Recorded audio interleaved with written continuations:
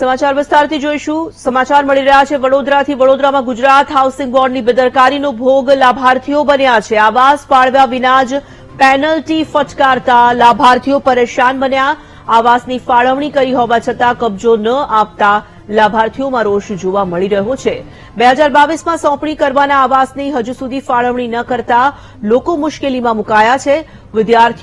લાભાર્થીઓના લોનના EMI શરૂ થઈ ગયા છે પણ આવાસથી વંચિત છે। સમસ્યાનો ઉકેલ ન આવતા લોકોએ હાઉસિંગ બોર્ડમાં રજૂઆત પણ કરી છે।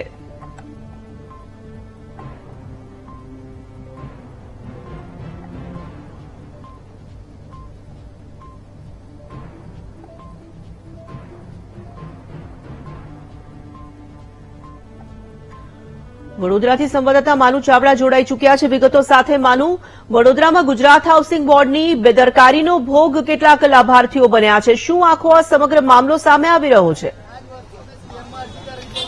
તોરલ, ગુજરાત હાઉસિંગ બોર્ડ એટલે રાજ્ય સરકારનો જે નિર્ણય છે ગરીબ લોકોને મકાન મળે એના માટે મકાનો બનાવ્યા। સ્વામી વિવેકાનંદ હાઇટ્સ નામ આપ્યું અને લાભાર્થીઓ 1500 થી વધારે લાભાર્થીઓ છે એમને મકાન એલોટ કરવા ફાળવણી કરવામાં આવી પરંતુ મકાનનો કબજો નથી આપવામાં આવ્યો।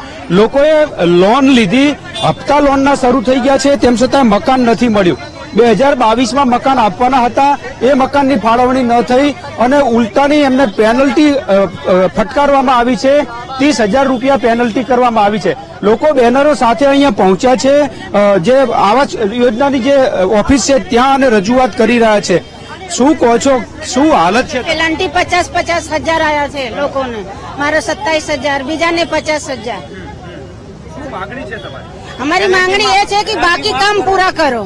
જે બાકી છે પાલી અડધું બાકી છે ને પેનલ્ટી માફ કરો ને ટાઈમ સે ચાબી દે દો। કામો અધૂરા છે અને જે મકાન નથી મળ્યું। શું હાલત છે અત્યારે તમારી? પેનલ્ટી 30,000 રૂપિયા આવેલી છે। મારા જેવા બીજા બધા લાભાર્થી જે છે એને 40-50,000 સુધી પેનલ્ટી આવી છે। હવે અમે માંગણી એ છે કે અમે જયારે પૂરેપૂરા મેન્ટેનન્સ ને બધા ભરી દીધા તો ચાવી આપો ને, પેનલ્ટી શેની લગાવી છે?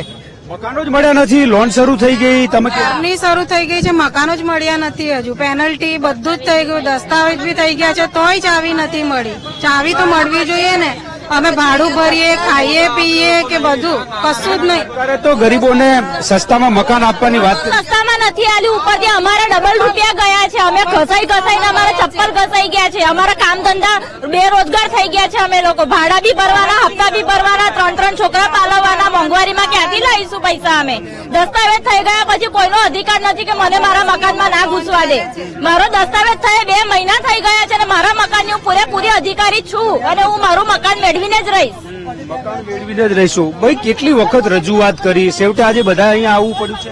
અરે સાહેબ, અમે તો ઘણી બધી વાર રજૂઆત કરી છે। કેટલી વાર ઓફિસે લોકો ધક્કા ખાય છે પણ ગુજરાત હાઉસિંગ બોર્ડ તરફથી કોઈ બરાબર જવાબ મળતો નથી। લાભાર્થી બિચારા જેમ તેમ કરી વાસણો ધોઈ, રિક્ષા ચલાય એવી ગરીબ પ્રજા નહીં, ખબર નહીં કેવી રીતે પૈસા ભેગા કરીને 5.5 લાખ રૂપિયા જેમ તેમ કહીને ભરે છે। ચલો લોન લઈને ભરે છે તો એ લોનના હપ્તા ચાલુ છે, એક બાજુ ભાડા ચાલુ છે। એમને આ પૈસો આ સરકાર શું કરવા માંગે છે અમારી જોડે અમને જણાવી દે। અગર મકાન નથી જ ટોટલ આ એક વિકલાંગ વ્યક્તિ છે, એમને વિકલાંગના કોટામાં મકાન મળ્યું છે પરંતુ આજે હવે મકાન મેળવવા માટે કચેરી સુધી આવવું પડે છે। સરકાર વિકલાંગો માટે ખાસ વ્યવસ્થા કરે છે, અહીંયા અધિકારીઓની નિષ્કાળજીના કારણે હાલત જોવા મળી રહી છે। શું કહો છો? એક તરફ વિકલાંગને સરકાર સહાય આપે, લાભ આપે, તમે અહીંયા રજૂઆત કરવી પડે છે। હવે વિકલાંગો અમે બધા જે લાગ્યા છે મકાન એ 10-12 જણા વિકલાંગો છે।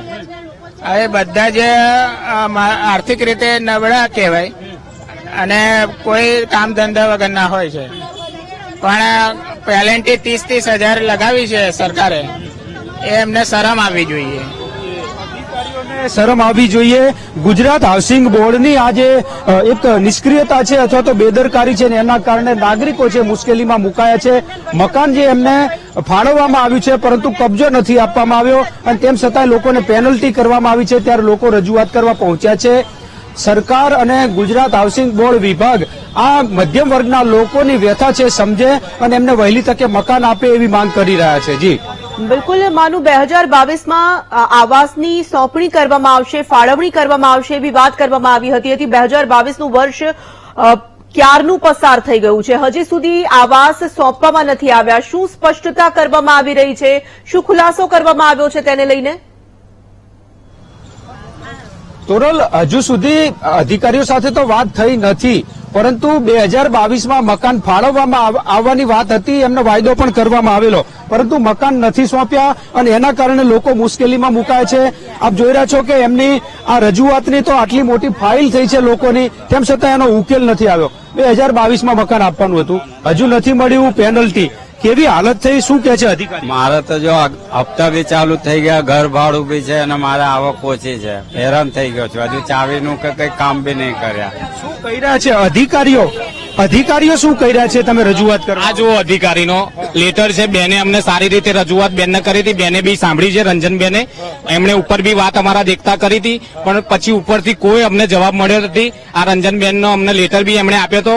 રંજનબેને અહીંથી સારું કામ કર્યું, પણ ઉપરથી હજુ કોઈ જવાબ નથી આવ્યો અમારી પાસે. કહી શકાય કે 29/9/2023ના દિવસે સાંસદે આ પત્ર લખેલો છે, તેમ છતાંય અશ્વિની કુમાર જે કમિશનર છે ગુજરાત હાઉસિંગ બોર્ડના, એમને પણ રજૂઆત સાંસદના માધ્યમથી લોકોએ કરી છે. એટલે સ્થાનિક લેવલથી માંડી અને સાંસદ સુધી રજૂઆત કરી છે, તેમ છતાં ઉકેલ નથી આવ્યો. સમસ્યા એ છે કે સરકારે ગરીબોને આવાસ મળે એના માટે થઈને યોજના બનાવી છે, પરંતુ એના લાભથી અહીંયા ગરીબો વંચિત હોય. સાંસદે રજૂઆત કરી, ધારાસભ્યએ રજૂઆત કરી, તેમ છતાં ઉકેલ નથી આવતો. એ વાસ્તવિકતા અહીંયા દેખાઈ રહી છે. તોરલ, તમામ લોકોને ઘરનું ઘર મળે તે વિચાર સાથે જ આવાસ યોજનાની શરૂઆત કરવામાં આવી. લોકોના નામ પણ નક્કી કરી દેવામાં આવ્યા અને જે રીતે હજી પણ ફાળવણી કરવામાં નથી આવી, પેનલ્ટી લગાવવામાં આવી છે. આપ જણાવી રહ્યા છો કે ધારાસભ્યો, સંસદ સભ્યો, તમામ લોકો રજૂઆત કરે છે, છતાં પણ કોઈ કાર્યવાહી નથી થતી. તો પછી આખરે આ કાર્યવાહી કેવી રીતે થઈ શકે? આ લોકો પર દબાણ બનાવવા માટે કયો રસ્તો અપનાવી શકે પ્રજા? તોરલ, એકમાત્ર રસ્તો એવો બચ્યો છે કે જે રીતે ફાઇલ બનાવી છે, આટલી મોટી ફાઇલ બનાવી અને સાંસદ સુધી રજૂઆત કરી છે, તેમ છતાં ઉકેલ નથી આવ્યો અને એના કારણે આજે લોકોએ રોડ ઉપર આવવું પડ્યું છે, કચેરી સુધી રજૂઆત કરવા આવવું પડ્યું છે. સમાચાર એ છે કે અત્યારે સયાજીગંજના ધારાસભ્ય કેયુર રોકડિયા પણ આવવાના છે રજૂઆત કરવા, એટલે હવે ધારાસભ્યનો સહારો લીધો છે. જો ધારાસભ્ય મધ્યસ્થી કરે અને કોઈ ઉકેલ આવે, કારણ કે તૈયાર મકાનો છે, એમને માત્ર મકાનની ચાવી આપવાની છે અથવા તો કબજો આપવાનો છે, કબજો સોંપાતો નથી. જે રીતે રૂપકના નામો આપવામાં આવ્યા હતા, મુખ્યમંત્રી ગૃહ યોજના, આ નામ જોઈ અને લોકોએ લાભ માટેની જે પ્રયત્ન કરેલા, શું કહો છો? કેવી આશા હતી મકાન મેળવવાની, હવે શું મથામણ કરી છે? અમારી આશા હતી કે 2022 સુધીમાં મકાન મળી જશે, પણ ઉપરના અધિકારીઓ, જે હાઉસિંગ બોર્ડના અધિકારીઓ છે, એમનું કામ જે છે એ હજુ અધૂરું છે. અમે એમની જોડથી અમે 2 વખત ડેમોન્સ્ટ્રેશન લીધું, પણ એ બંને વખત ડેમોન્સ્ટ્રેશનમાં ફેલ થયા છે. કે ફાયર લાગત છે, સેફટી લાગત છે અને લિફ્ટની બાબત છે, પાણીની મોટરની બાબત છે, બધી બાબતમાં એ ફેલ થયા છે. કોઈ બાબતમાં એ સાચા પડ્યા નથી. કામો અધૂરા છે ત્યાં, અથવા તો તમને ચાવી કેમ નથી? કામો અધૂરા છે એટલે હજુ ચાવી નથી અમે લીધી, તો કે કામો જ અધૂરા છે તો ત્યાં જઈને રેવી કેવી રીતે? પાણી જ ના હોય, લિફ્ટ જ ના ચાલુ હોય, મીટરો હજુ આવ્યા નથી. નોકરી ધંધો કરવો, અહીંયા રજૂઆત કરી, મકાન મેળવવું કેટલું અઘરું બની ગયું? બહુ જ અઘરું પડી ગયું છે. આજે કામ ધંધો છોડીને અમે અહીંયા આયા છે, અમે ભાડું ભરીએ છીએ, અહીંયા પેનલ્ટી લગાડી છે, એના માટે અમે બંદોબસ્ત કરીને અમે પેનલ્ટી પણ ભરી છે, કે છતાં પણ અમારા કામ હજુ અધૂરા રહ્યા છે, કામ પૂરા કરવામાં આવ્યા નથી અને ચાવી અમને મળતી નથી. ભાડું ભરીએ કે પછી એમનો લોનના હપ્તા ભરીએ. લોકોની આ વ્યથા, તોરલ, કારણ કે જયારે મકાન મળવાનું હતું સરકારની યોજનામાં, મોંઘવારીના સમયમાં વ્યાજબી ભાવે મકાન મળે એના માટે થઈને લોકોએ આ મકાનનો મેળવવા માટે પ્રયત્ન કર્યા, પરંતુ આજે તો મુશ્કેલીમાં મુકાયા છે. એક તરફ ભાડું ભરી રહ્યા છે મકાનનું, બીજી તરફ આ મકાનની લોન લીધી છે અને હપ્તા ભરી રહ્યા છે, ઉલટાની પેનલ્ટી કરવામાં આવી રહી છે, ત્યારે લોકો મુશ્કેલીમાં છે અને અત્યારે ગુજરાત હાઉસિંગ બોર્ડની ઓફિસ છે ત્યાં રજૂઆત કરવા માટે પહોંચ્યા છે. તોરલ, બિલકુલ માનું ધન્યવાદ તમામ વિગતો માટે. તો જે રીતે આ દ્રશ્યો સામે આવી રહ્યા છે, લોનના ઈએમઆઈ શરૂ થઈ ગયા છે. હાઉસિંગ બોર્ડમાં લોકોએ અનેક વખત રજૂઆતો કરી, છતાં પણ લોકોને હજી સુધી મકાન નથી ફાળવવામાં આવ્યા અને પેનલ્ટી પણ ફટકારવામાં આવી છે.